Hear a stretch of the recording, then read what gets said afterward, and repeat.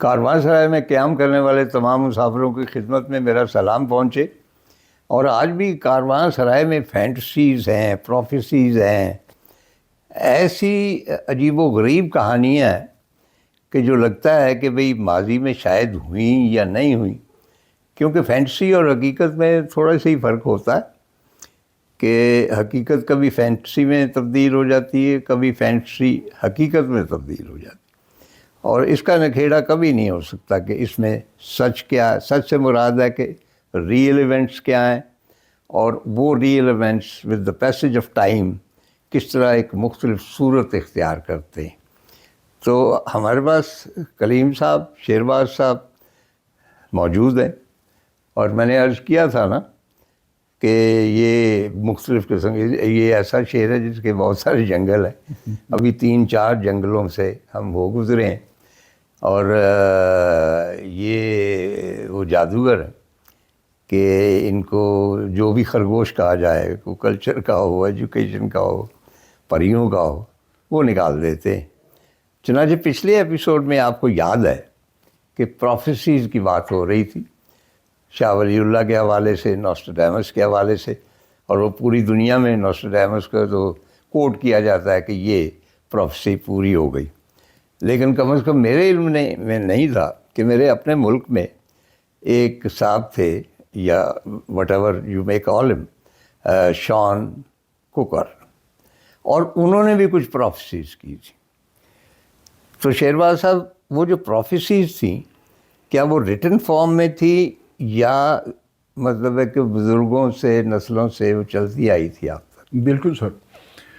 یہ شن کوکر, ان کا نام تو شاہ کوکر تھا, لیکن ایک آنکھ ضائع ہونے کی وجہ سے جب وہ پاکستان سے لوٹ کے آ رہا تھا, میوزک اس پاور کی وجہ سے, انرجی کی وجہ سے, کاہن کے لیے 12 ٹیون بجائے جاتے ہیں, اور 12 ٹیون کے بیچ میں وہ گانا بھی گاتا ہے جس میں پروفیسی ہوتی ہے, پریاں اسے جو بتاتی ہیں. یہ کتنا عرصہ پہلے کی بات؟ یہ تقریباً 200-300 سال پہلے کی بات. جی. تو شن کوکر کی جو پروفیسیز ہیں ان میں ایک چیز بہت پرومیننٹ ہے. نہیں, کیا یہ ریٹن فارم میں ہے؟ ریٹن فارم میں نہیں ہے. اچھا. یہ اورل فارم میں ہے, اورل ہسٹری ہے. جی. اور شمنز کی جو سانگز ہیں وہ مخصوص سانگز ہوتی ہیں جن کے بارے میں کہا جاتا ہے کہ یہ پریاں ڈکٹیٹ کرتی ہیں اس کو یا سناتی ہیں تو وہ سناتا ہے. اور ایک بڑی عجیب سی بات میں آپ کے ساتھ شیئر کروں کہ شنا زبان پورے گلگت بلتستان میں نہیں بولی جاتی. بلتستان میں بلتی زبان ہے, ہنزا میں ایک ایریا لوور ہنزا میں شنا زبان بولی جاتی ہے, اپر ہنزا اور سنٹرل میں وخی زبان اور پھر بروشز کی زبان بولی جاتی ہے. پھر ڈوما کی زبان ایک میوزیشین کا اور ٹیکنیکل جو ہمارے وہاں پہ ایک سیگمنٹ ہے, اور میں سمجھتا ہوں کہ بہت امپورٹنٹ سیگمنٹ ہے وہ اس علاقے کے ڈیولپمنٹ کے حوالے سے. ان کی زبان الگ ہے, گو کہ وہ پریشر میں ہے بروشز کی کہ, لیکن ہے اپنی جگہ پہ. تو جب بھی شمن آج بھی جب وہ سانگ گاتا ہے تو عام زندگی میں اگر اسے شنا زبان کے الف بے پے سے کوئی شناسائی نہیں ہے, وہ ٹھیٹ شنا زبان میں وہ سانگ گاتا ہے. اور وہ پروفیسیز ہوتی ہیں؟ اور پروفیسیز ہوتی ہیں. اچھا, یہ اوریجنلی شنا میں لکھی گئی یا شنا میں بتائی گئی؟ اچھا, شنا زبان میں بتائی گئی, پھر اس کا ٹرانسلیشن ہوا پبلک کے لیے. ایک صاحب ہوتے تھے وہ منادی کرتے تھے کہ شنا زبان میں کاہن نے یا شمن نے یہ کہا ہے, آنے والے وقت میں بارشیں زیادہ ہوں گی, قحط ہوگی, خوشحالی آئے گی. اچھا جی, میر آف ہنزا کے محل میں گڑبڑ ہوگا, پاور کنفلکٹ کے بارے میں انہوں نے اشارے دیے. تو شن کوکر کی کچھ پروفیسیز میں آپ کے سامنے رکھتا ہوں. جی. اس نے کہا تھا اس ریموٹ دور میں 300 سال پہلے, اس نے کہا تھا کہ ایسا وقت آئے گا جب لوہے کے پرندے اڑیں گے. تو اب تو ہمارے لیے آسانی ہے نا کہ اس کو ٹرم کریں, لیکن تب کی بات ہے کہ لوگوں نے تب پرندے ہی دیکھے تھے, لوہے کے نہیں دیکھے تھے. تو ایک بہت عجیب سی بات تھی ان کے لیے. دوسرا کہا کہ بے زبان بولنے لگیں گے. تو اب یہ جو سوشل میڈیا پہ ہے ہر کوئی بول رہا ہے. اچھا. تو بے زبان کا مطلب یہ تھا کہ اس زمانے میں بولنے کے لیے چند لوگ ہوتے تھے, وہ بولتے تھے, باقی سب ماننے کے لیے ہوتے تھے, رعایا جو ہیں وہ. اس نے کہا کہ ایک دور آئے گا جب بے زبان بولیں گے. پھر اس نے کہا کہ سڑکیں بہت ان ایون تھیں, پہاڑی راستے تھے, بہت तंग रास्ते थे। उस ज़माने में उसने कहा था कि ऐसा वक्त आएगा, ऐसी सड़क बनेगी कि आप अगर सड़क पे अंडा रखेंगे तो वो टूटे बगैर लुढ़कता हुआ आगे जाएगा। अच्छा, तो एक एज बन गई। बिल्कुल। अच्छा, एक प्रोफेसी उसके अभी हुई नहीं है और अल्लाह करे कि ना हो। हाँ, उसने कहा कि ऐसी जंग होगी कि घोड़े के जहाँ पे हम पायदान रखते हैं, जहाँ पे पाँव रखते हैं, वहाँ तक इंसानी खून आएगा। इतनी बड़ी जंग होगी।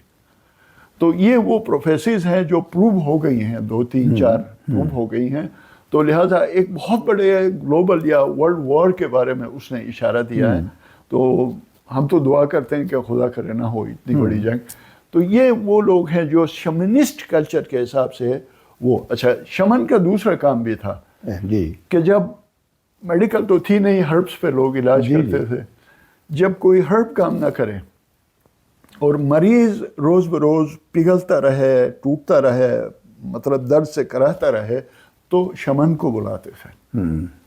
क्योंकि उस ज़माने में सारी बीमारियां फिजिकल नहीं होती थी। लोगों का बिलीफ ये था कि किसी जिन बूत ने का साया भी होगा। अब उस पर डॉक्टर काम नहीं कर सकता था, तो शमन उन चीज़ों को करता था। मसलन किसी के घर में अमवात हो रही हैं, जानवर मर रहे हैं कुछ, तो लोग कहते थे किसी ने जादू किया, टोटका वगैरह। तो फिर शमन को बुलाते थे, तो वो खोद कर, अगर वाकई किसी ने कुछ किया है तो खोद कर वो जादू के जो चीज़ें होती थी, तावीज़ वगैरह, वो निकालता था। तो अच्छा, ये चीज़ शमन के। अभी क्या वहाँ के लोग इस पे यकीन रखते? अब भी यकीन नहीं करते। खाल कोई इस तरफ जाता है, वरना अब चॉइस बदल गई है। लोग समझ गए हैं कि बीमारियों का इलाज अस्पताल में होता है। अच्छा, मेरे ज़हन में हमेशा ये एक सवाल उभरा है कि जो है शमशाल जी, वो आप ही का एक तकरीबन हिस्सा है, लेकिन आप उनके साथ सुतेलों का सलूक करते रहे, उनको बिल्कुल एक तरफ इग्नोर किया है, और उसका नतीजा ये निकला है कि इस वक्त शमशाल के माउंटेनियर्स जो हैं वो शायद हुंजा के या बाकी नॉर्थ के माउंटेनियर्स से बहुत आगे निकल गए। तो इस दौरान मैंने ये भी महसूस किया कि there is a certain jealousy कि हमारा हक था कि माउंटेनियर्स हम पैदा करते, ये शमशाल वाले कहाँ से आ गए? इस बारे में आप बताएं। सर, ये तो आप समझते हैं डिफरेंसेस हर जगह पर, हर शोबे में हैं। डॉक्टरों के आपस में हैं, इंजीनियर्स के आपस में हैं। नहीं, वो तो बेचारे बिल्कुल बैकवर्ड थे ना। अच्छा, वो फिर ऐसा था कि अब समीना बेग आ गई, सरबाज, ये वो सारे बेशुमार लोग। बिल्कुल मेरे साथ कई पोर्टर थे, अब वो माउंटेनियरिंग के स्कूल चला रहे हैं। बिल्कुल, और बड़े टफ पोर्टर भी हैं। इस बारे में मैं सिर्फ इतना कह सकूँगा कि एक तो शिमशाल आइसोलेटेड था, बहुत दूर था। रिसोर्सेज मरकज़ के पास इतने नहीं थे कि उनको ऑन करें या उनको सपोर्ट करें।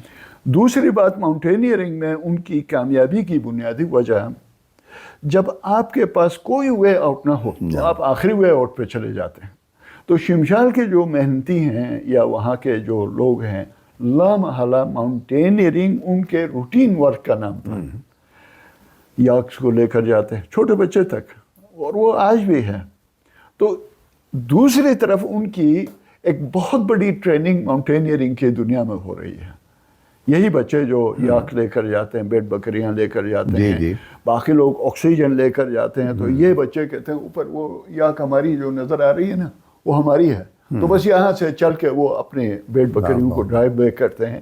तो बहुत। अच्छा, आपके यहाँ कोई माउंटेनियरिंग स्कूल है? स्कूल नहीं है सर अब तक।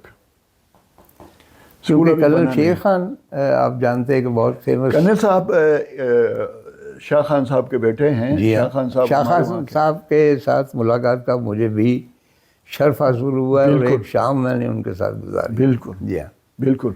तो कर्नल साहब पाकिस्तान आर्मी से रिटायर होने के बाद मेरे ख्याल में रिटायर्ड लाइफ गुजार रहे हैं। तो अब उनकी उम्र भी हो चली है, तो जाहिर है कि वो बज़ात खुद माउंटेनियरिंग में तो आई एम नॉट अपडेटेड कि वो कुछ कर रहे हैं।